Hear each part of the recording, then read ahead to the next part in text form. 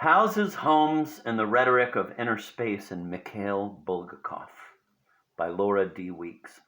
In her recently published diaries, Elena Sergeyevna Bulgakov makes the following observation not once but twice, quote, "For Mikhail Afanasyevich, apartment is a magical word.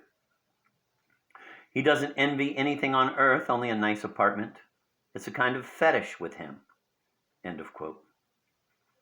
Readers have long noted the importance of apartments and other dwelling spaces in Bulgakov's prose, both their symbolic significance and that they are, in Haber's words, quote, "one of the key organizing images," end of quote. Both early and late, as a structural principle, Bulgakov's dwellings organize the text spatially, providing continuity when temporal and causal connections have been suppressed or eliminated. This is especially true of the Master and Margarita. Symbolically, they represent a hierarchy of moral values, a, quote, "moral and metaphysical topography," end of quote, again borrowing Haber's words. In short, they constitute a mental landscape every bit as detailed as Dostoevsky's, with his 730 paces from sin to redemption.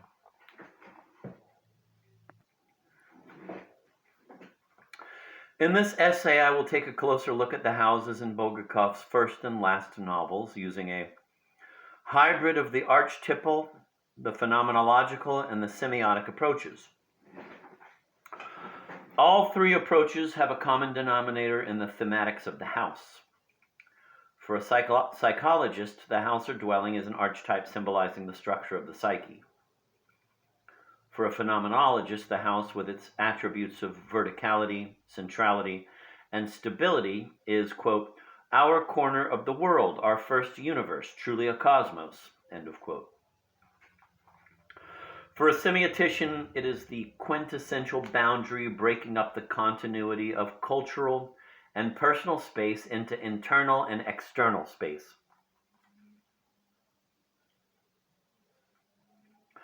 Man's canonical mode of habitation is the source of some very common value oppositions associated with the difference between an inner and an outer space or sphere. Its most typical, if not primary, manifestation is the opposition between the interior of a house, representing the positive values of domestic life like security, warmth, and nourishment, and of cultural continuity, and on the other hand, the world outdoors. It is precisely this conflict between the enclosed inner space and the unbounded outer space that is critical to an understanding of Bulgakov's universe.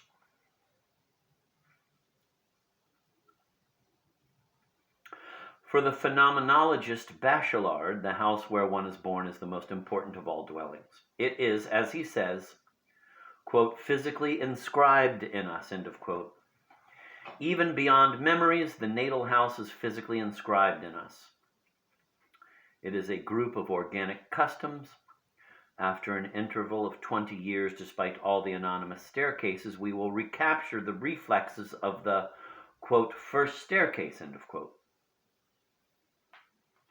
We will not stumble over that one step that's a little too high. The entire being of the house will deploy itself, faithful to our being. Accordingly, I will begin with the house of Bulgakov's childhood, the legendary house at number 13, Alexeyevsky Spusk, where the Turban brothers and their sister, the golden-haired Elena, preside over a motley crew of white officers during the terrible year of our Lord, 1918. The first thing we notice about the house is the incredible clutter of realia, tables with their starched white tablecloths,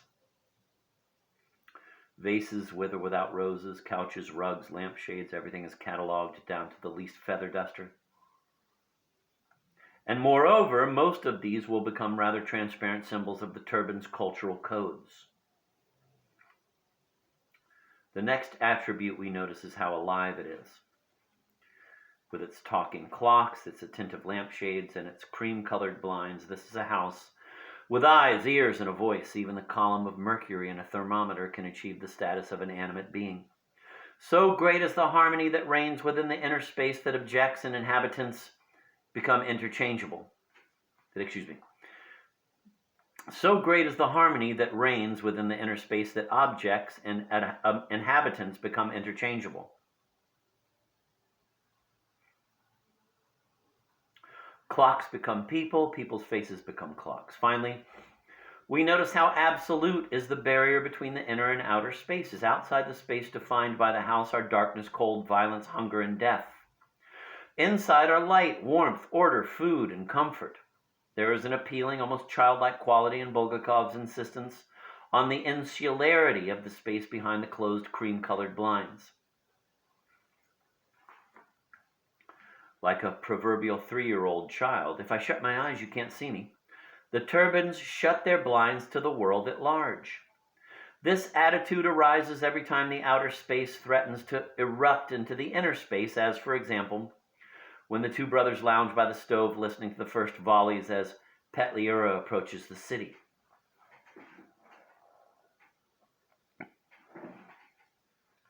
The patterned tiles were luxuriously hot, the black clock going tonk-tank as it had done for 30 years. The elder turban, clean-shaven and fair-haired, grown older and more somber since October 25th, 1917, wearing an army officer's tunic with huge bellows pockets, blue breeches, and soft new slippers in his favorite attitude. In an upright armchair, at his feet on a stool, Nikolka with his forelock, his legs stretched out almost as far as the sideboard. The dining room was not big and shod in his buckled boots. Gently and softly, Nikolka strummed at his beloved guitar vaguely. Everything was still so confused. The city was full of unease, of vague foreboding.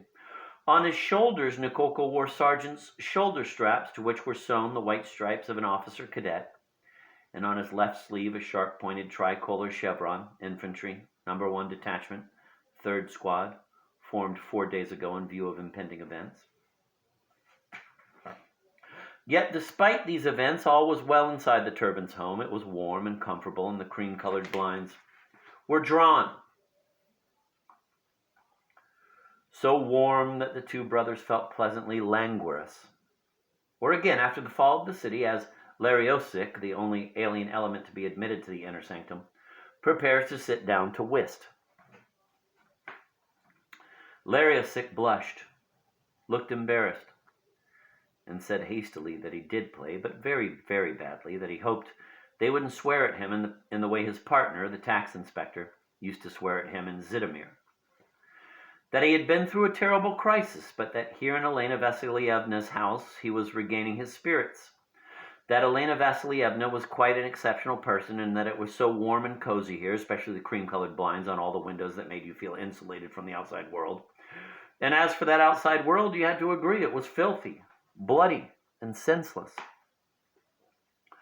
Bulgakov's rigid division of the inner and outer spaces into a representation of chaos and cosmos is remarkably like that of Gogol's Old World Landowners, as described by Lotman. In the Old World Landowners, the structure of space is one of the principal means of expression. The entire artistic space is divided into two unequal parts. The first of these is, quote, the entire rest of the world, end of quote. It is distinguished by its vastness, its vagueness. The second is the world of the Old World Landowners. The principal distinguishing feature of this world is its insularity. An understanding of the boundary separating this space from the other is of the utmost importance. Moreover, the entire complex of notions belonging to Afensy Ivanovich and Pulcheria Ivanovna is organized by this division, subservient to it. The estate of the Tostogubovs has one other feature. It is one's own, whereas that which lies beyond its borders is alien. Moreover, this feature is not relative. It characterizes the space of the Old World landowners as such, and not only in relation to its direct owners. It is no coincidence that when the author dropped by at the Old World landowners, quote, the horse gaily pulled up under the porch. The coachman peacefully slid off the box and lit his pipe, as if he had arrived at his own home. This is no coincidence. The estate of the old world landowners is a home in capital letters. Cordiality, hospitality, and goodwill are likewise the constant features of this homely space. The law of the inner world is comfort. The house at number 13 Alexevsky Spusk is a similarly insular inner space with rigidly demarcated boundaries where the same laws of cordiality, hospitality, and comfort apply. Small wonder that for Mishalevsky, Karas, and Shervinsky, the Turbans' apartment is more of a home than their own apartments. The inner space is also cultural continuum, as described by Lotman. The division of space into finite and infinite sets commonly involves identifying the enclosed inner space with one's own nation, with notions of culture, of the intelligentsia of cosmos versus the unbounded external space, which is identified with foreign nations, barbarism, the masses, and chaos. The Turbans' inner space is defined by the chocolate-smelling books with their Natasha Rostovas and their captain's daughters. It is a space devoted to the Russian language and to great Russian culture, which in turn belongs to the larger set of Western European culture, symbolized by the score to Gounod's Faust left open on the piano. As Leslie Milne has recently pointed out, the Turbans' highly cultured existence is deliberately intended as a blow in defense of pre-revolutionary bourgeois culture. The White Guard is very aware of itself as a cultural artifact inspired by cultural traditions. It is full of literary echoes and theatrical devices, but also displays a particular fondness for the opera, which is, within the city, a further concentration of culture, an urban, social art, convention-laden, and cine-aesthetic. The outer space in the White Guard is characterized by Ukrainian language, invariably portrayed as a hostile alien element. Witness the intrusion of the perfidious Captain Talberg's Ukrainian grammar and the butchered half-Russian, half-Ukrainian speech of the robbers who will invade the bottom floor of the house.